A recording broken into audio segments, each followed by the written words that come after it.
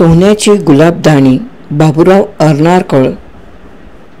प्रकरण 7.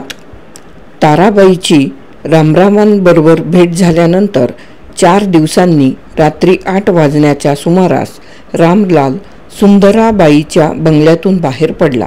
दरवाजाजवळ थोडा वेळ थांबून त्याने एक उंची चिरूट पेटविला व तो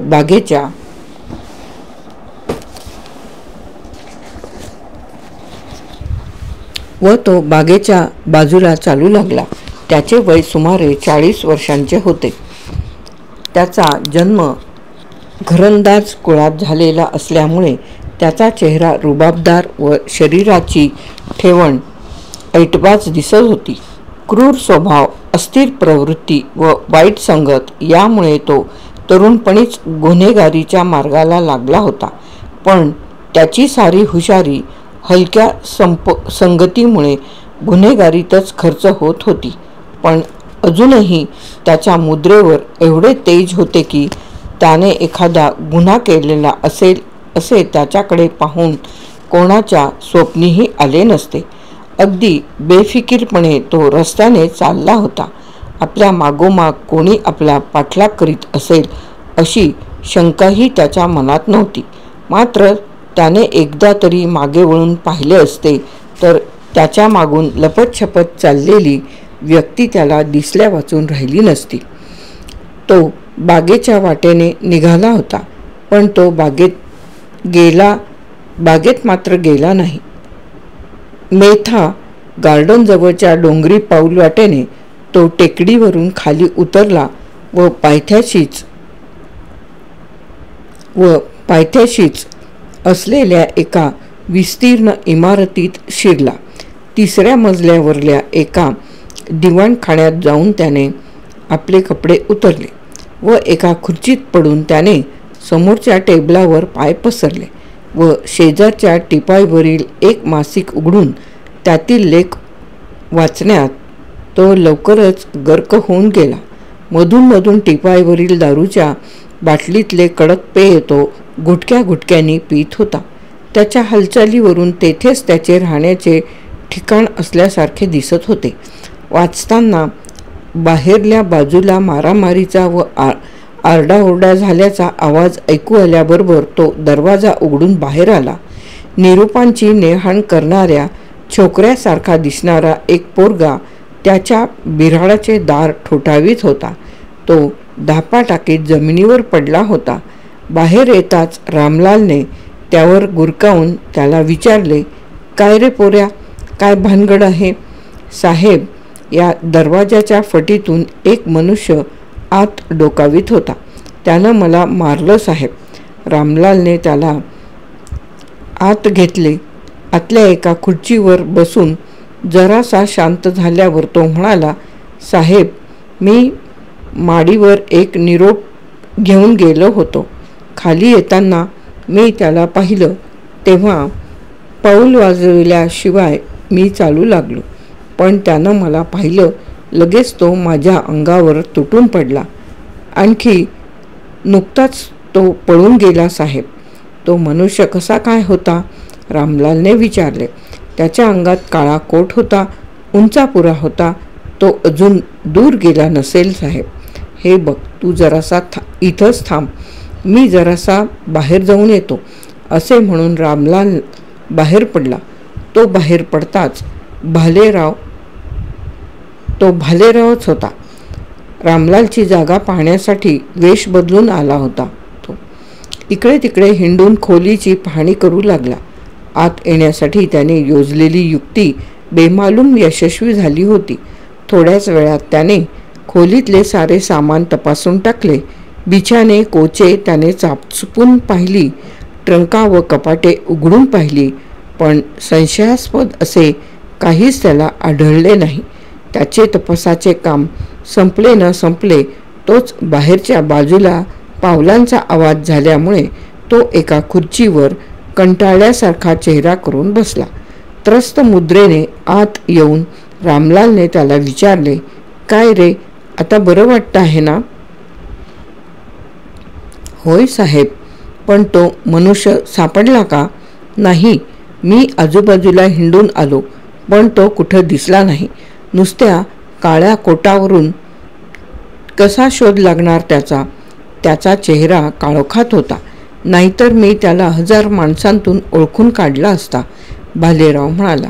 जाऊ द्या, रामलाल निष्काळजीपणाने म्हणाला. पण माझ्यावर पाळत आहे एवढं माझ्या नजरेस आणून दिल्याबद्दल हे घे तुला बक्षीस. रामलालने दिलेला रुपया खिशात टाकून व त्याला रामराम करून भालेराव दरवाजाकडे वळला. इतक्यात दरवाजा उघडून एक मनुष्य आत आला. भालेरावाकडे एकदा पाहिलेसे करून त्याने रामलालला विचारले, काय, कोणाचा काही निरोप आला आहे वाटतं? सुंदराबाईकडून चिठ्ठी आली आहे की काय? नाही, रामलाल म्हणाला. नव्या आलेल्या मनुष्याला सर्व हकीकत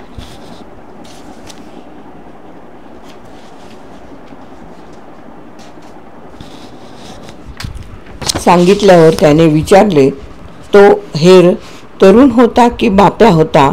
चांगला मोठा मनुष्य होता रे पांडू. मी त्याचा पाठलागही केला, पण त्याची चेहरेपट्टी या पोराला सांगता आली नाही, म्हणूनच तो माझ्या तावडीतून निसटला. रामलालची हकीकत ऐकल्यावर पांडुरंग भालेरावाकडे पाहू लागला.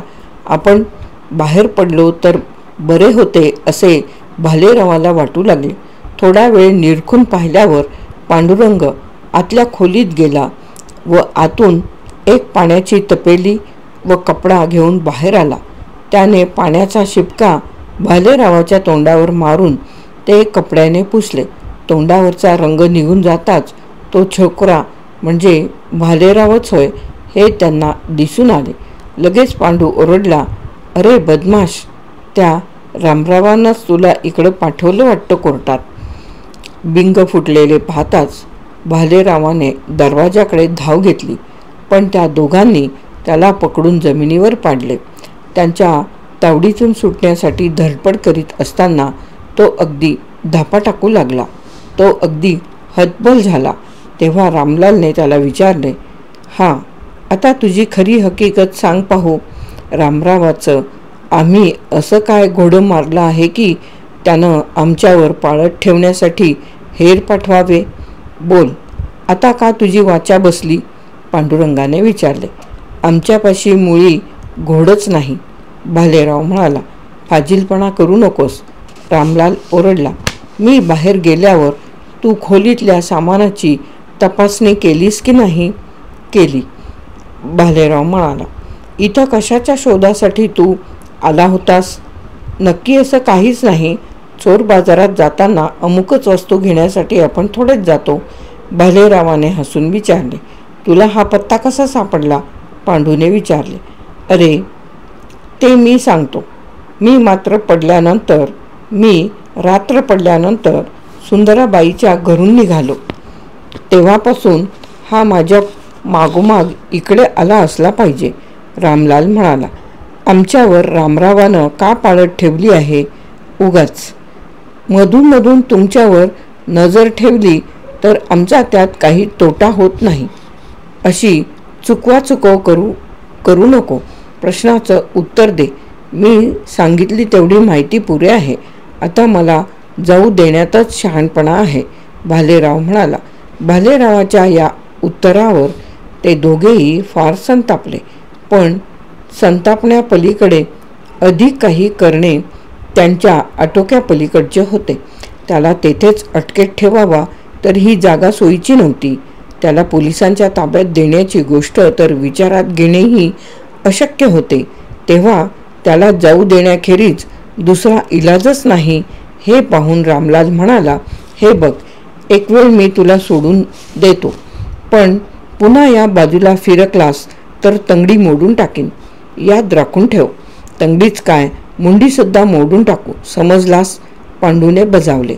तू एवढा गद्दा असशील, आणखी तुझा रामराव आमचा संशय घेणा इतका बेवकूफ असेल अशी माझी कल्पना नव्हती. त्यांना आमचा निरोप सांग की आमचा संशय असला तर खुशाल पोलिसात वर्दी द्या म्हणावं. आम्ही दोघं व सुंदराबाई अगदी राजरोज उजळ माथ्यानं वावरत आहो, म्हणून त्यांना म्हणावं, आमच्या खाजगी गोष्टीत पडाल तर पस्तावून बसाल. रामलालने उघडलेल्या दरवाजातून पांडुरंगाने भालेरावाला गचांडी मारून बाहेर काढले. इतक्या लवकर व इतक्या थोड्या दमबाजीवर आपली सुटका होईल अशी खुद्द भालेरावाचीही कल्पना नव्हती. सोन्याच्या गुलाबदानीची बदललेली बैठक रामलालच्या खोलीत नाही एवढे भालेरावाला नक्की समजले होते, म्हणून तो आनंदात होता. कारण पुढील शोधाच्या दृष्टीने ही माहिती महत्त्वाची होती. खाली येता येता पांडुरंगाचा पाठलाग करून त्याच्या मुक्कामाचा तपास लावावयाचा असे त्याने ठरवून टाकले.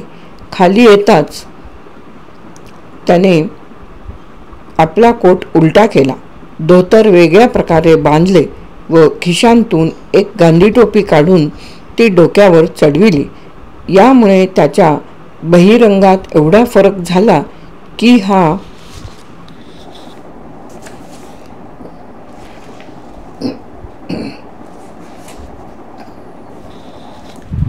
हा भालेरावच असे कोणालाही ओळखण्याची मुश्किल झाली असती.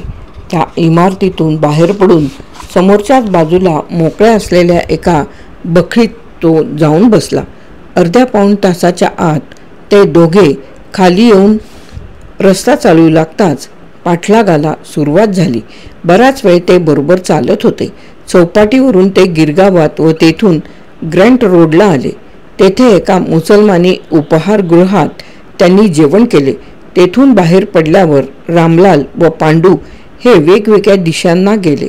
भालेराव पांडुरंगाच्या मागोमाग चालू लागला. वेगवेगळे रस्ते ओलांडीत ते इब्राहिम रस्त्यावर दाखल झाले. तेथे एका दुमजली घरात पांडू शिरलेला पाहताच भालेराव ट्राममधून गावदेवीला परत आला. त्याने आपल्या कामाचा अहवाल सांगितल्यावर रामरावांनी त्याला शाबासकी देऊन म्हटले, मी त्या ठशांचा पुरावा गुप्त ठेवला म्हणून फार बरं झालं, नाहीतर पोलिसांनी सारं काम बिघडवून टाकलं असतं. त्यांच्या आदळ आपटीनं ते सावध होऊन फरारीसुद्धा झाले असते, पण त्यांना लवकर पकडलं नाही तर ते फरारी होतील. मला नाही वाटत त्यांना कल्पनाही नसेल की फुलवाडीच्या खुनाच्या बाबतीत मला त्यांचा संशय आलेला आहे. तुझ्या तपासावरून एवढं दिसतं की सोन्याची मूळची बैठक सुंदरा किंवा पांडुरंग यापैकी कोणीतरी एकाच्या ताब्यात असली पाहिजे. कदाचित त्यांनी आतापर्यंत ती नाहीशीही केली असेल. माझी तर अशीच कल्पना झाली आहे की त्यांना बैठक चोरण्यासाठी दुसऱ्याच कोणीतरी तिकडे पाठविले असेल, पण नक्की बातमी अशी काहीच समजत नाही. बराच वेळ विचार करून रामराव म्हणाले, उद्या तू पांडूच्या मागे लाग. मी सुंदराबाईंची भेट घेईन. मला आशा आहे की बोलता बोलता तिला चकवून मी तिच्याकडून काहीतरी महत्त्वाची बातमी काढून घेईन. सोन्याची गुलाबदानी बाबूराव अर्नाळकर प्रकरण 7 येथे समाप्त.